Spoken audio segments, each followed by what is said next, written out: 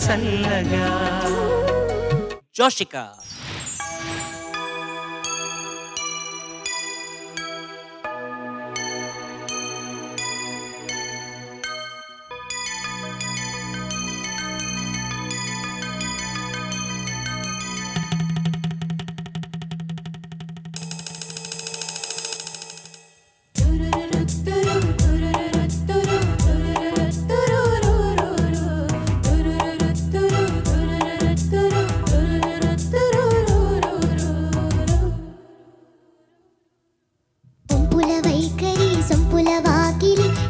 చూపవే వయ్యారి వెల్లువ మాదిరి అల్లరి ఆకలి ఎందుకు పోకిరి చాలు మరి మోవిని మగతావిని ముడివేయనీయవా కాదని అనలేనని గడియైనాగవా అదుపు పొదుపు లేని ఆనందం కావాలి హద్దు పొద్దు లేని ఆరాటం మాపాలి ఒంపుల వైఖరి సొంపుల వాకిలి ఇంపుగా చూపవే వయ్యారి వెల్లువ మాదిరి అల్లరి ఆకలి ఎందుకు పోకిరి చాలు మరి ఓ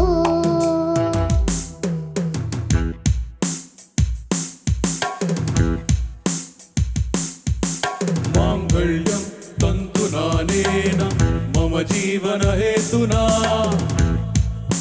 కంఠే బధ్నామి శుభగే త్వం జీవ శరదాం శతం త్వం జీవ శరదాం శతం త్వం జీవ శరదాం శతం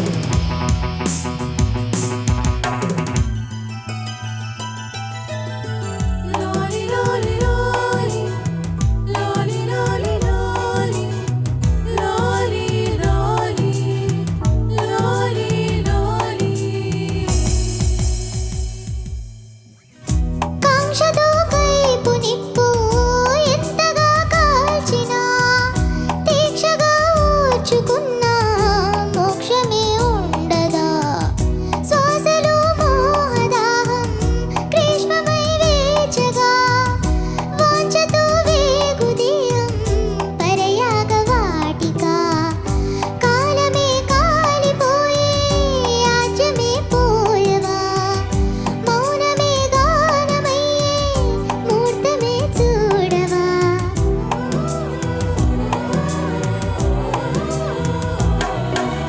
ఒంపుల వైఖరి సొంపుల వాకిలి ఇంపుగా చూపవే వయ్యారి వెల్లువ మాదిరి అల్లరి ఆకలి ఎందుకు పోకిరి చాలు మరి హా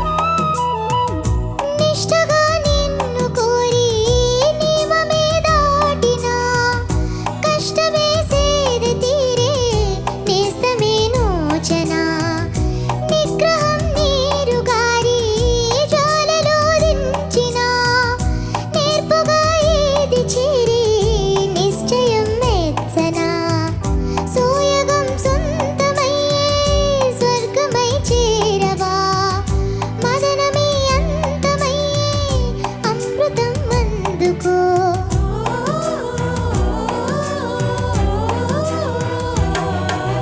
ఒంపుల వైఖరి సొంపుల వాకిలి ఇంపుగా చూపవే వయ్యారి వెల్లువ మాదిరి అల్లరి ఆకలి ఎందుకు పోకిరి చాలు మరి మోవిని మగతావిని ముడివేయనీయవా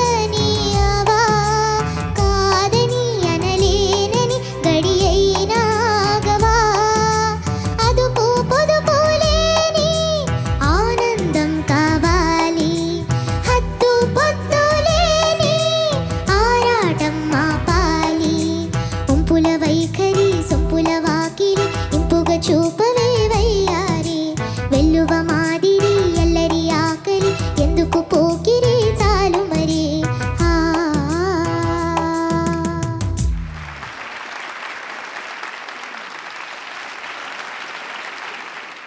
జోషిక, నమస్తే సార్. నమస్తే.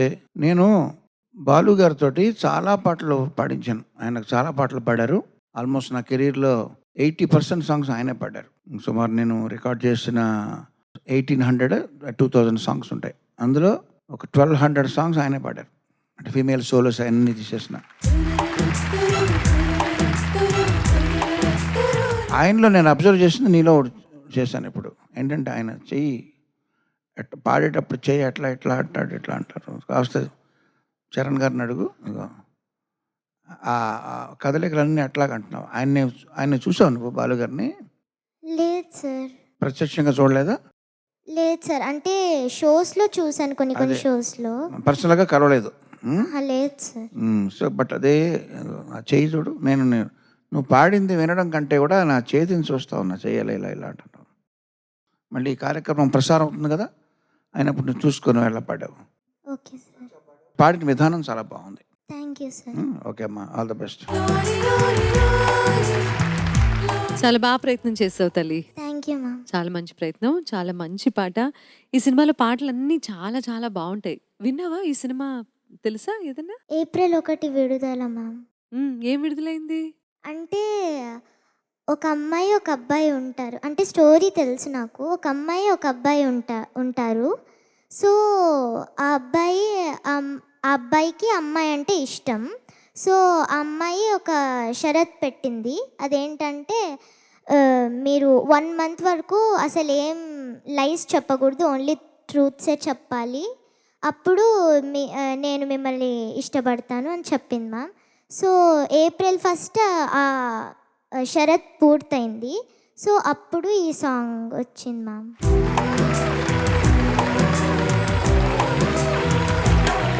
ఎవరు ఒక పాట గురించి ఇంతలాగా హిస్టరీ ఇచ్చిన వాళ్ళని ఇప్పుడు వరకు నేను చూడలేదు.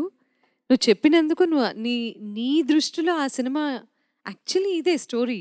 షరతు పెట్టింది అన్నావు కదా, ఆ మాట కూడా భలే వాడావు. చాలా బాగుందనా? Thank you ma'am.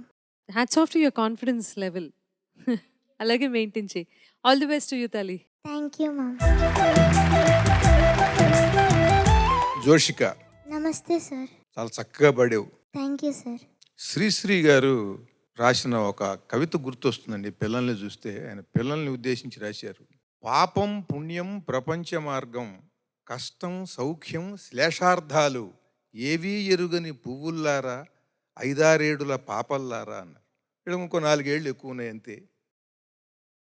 అసలు ఎంత గొప్పగా అన్నాడండి ఆయన.